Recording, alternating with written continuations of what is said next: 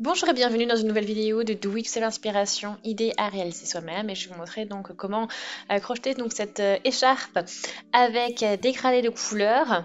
Vous pouvez voir un aperçu ici. Donc le fil a été doublé. Vous voyez donc des tons gris, un peu bruns, et puis des tons un peu rosés, orangés. Donc j'ai utilisé le crochet 12 pour cette écharpe. Vous avez vu, donc ça fait un point sympa. C'est si facile à réaliser avec des points de base du crochet, et je vais vous montrer donc pas à pas comment crocheter cette écharpe.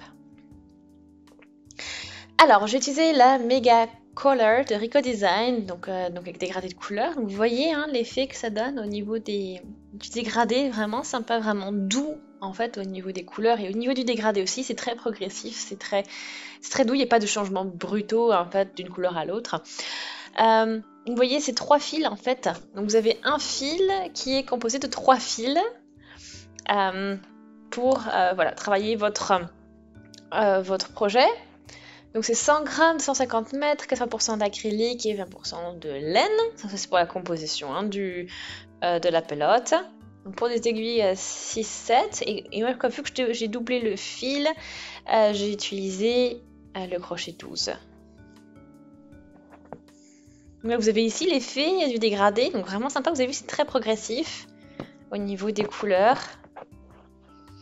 Voilà, donc je vais sortir, déballer la pelote. Voilà, j'ai déjà préparé ma pelote. Le but étant de commencer avec le fil du début et du fil de fin de la même pelote. Et donc vous voyez en parallèle ce que ça donne. Donc je vais prendre déjà un nombre pair de mailles en l'air. Donc je vais prendre 14. 4, 5, 6, 7. Vous voyez comme ça évolue vite. Donc j'ai 7 déjà. 8, 9, 10, 11, 12, 13 et la 14e. Voilà, donc moi j'ai une bonne largeur avec tout ça. Je vais sauter 3 mailles déjà et je vais piquer dans la 4e. Et je vais crocheter une maille serrée dans cette 4e maille. Maille suivante, je fais une bride. Je passe dans les 2 mailles et puis dans les 2 mailles et voilà. Donc là j'ai ma bride. Ensuite maille serrée. Et une bride. Donc je vais en fait alterner à chaque fois bride, maille serrée, bride, etc. etc.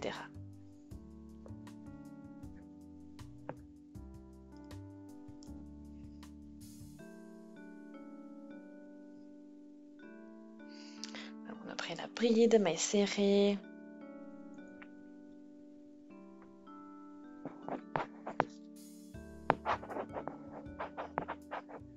J'en ai encore 3. Donc voilà, je continue. Maille serrée, bride, maille serrée, bride. Et je m'arrête avec la maille serrée pour finir le rang. Donc vous voyez, on a alterné sur ce rang 1, maille serrée et bride. Donc là, on va tourner le travail et on va attaquer le rang numéro 2 et je vais crocheter 3 mailles en l'air pour commencer.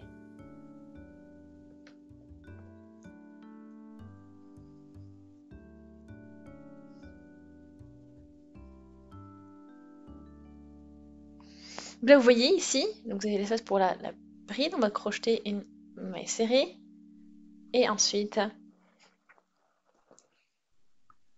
donc, maille serrée commence après bride, maille serrée, bride, donc voilà, dans les mailles que vous voyez au niveau du rang précédent.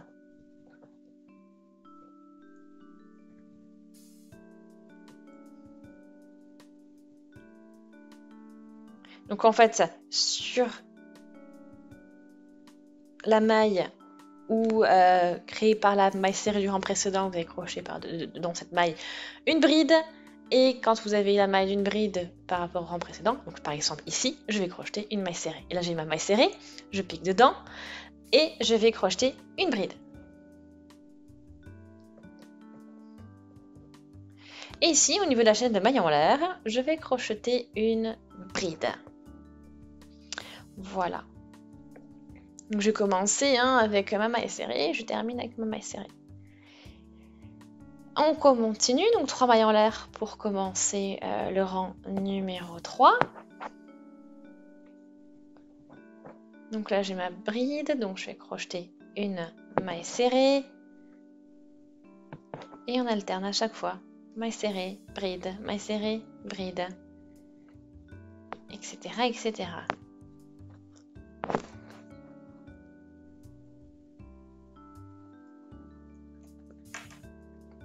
Donc voilà, je vais continuer sur ce principe-là, et puis je vous montre après un petit aperçu.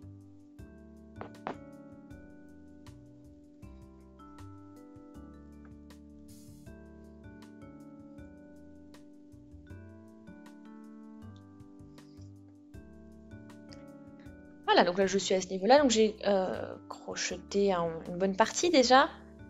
Vous voyez, donc les tons, donc avec un mélange avec gris, violet.